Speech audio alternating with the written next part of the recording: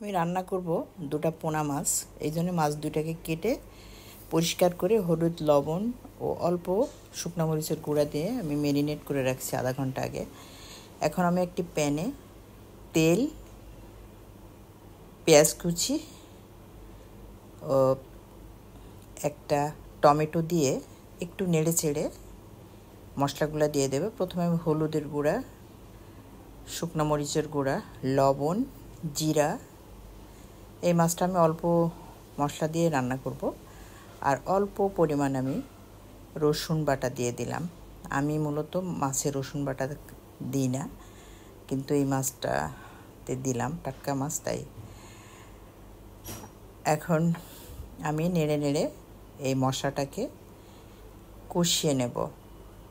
এখানে খুব অল্প মশলা ব্যবহার করেছি, যেহেতু মাছটা অনেক টাটকা ছিল।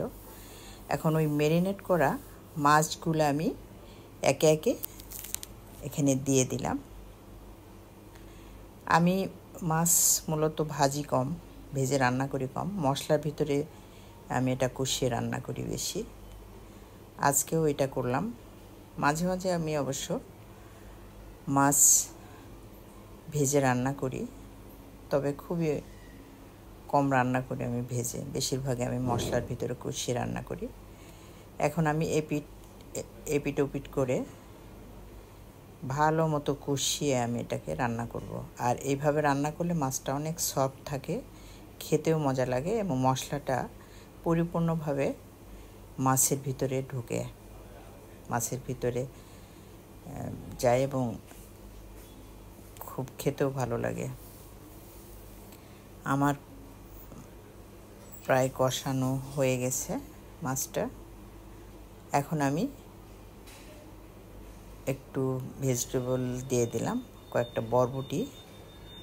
এই বরবটি দেওয়ার কারণ এই মাছটা যেমন দেখতেও ভালো লাগবে, একটু সবুজ কালার আসবে, আর বরবটিটা খেতেও ভালো লাগবে। বরবটি আমি সব শেষে দিয়েছি যাতে এটা সবুজ রং থাকে।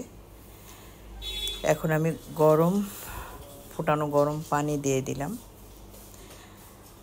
এই মাছটা আমি ঝোল করে রান্না করব এবং পাতলা ঝোল হবে, এটা খেতেও ভালো লাগবে। এই পাতলা ঝোলটাকে বলা হয় যে রোগের পথ্য। এখন আমি একটু কয়েকটা কাঁচামরিচ দিয়ে ঢাকা দিয়ে রান্না করলাম। আমার রান্না প্রায় শেষ। সবাই এভাবে রান্না করে দেখবেন।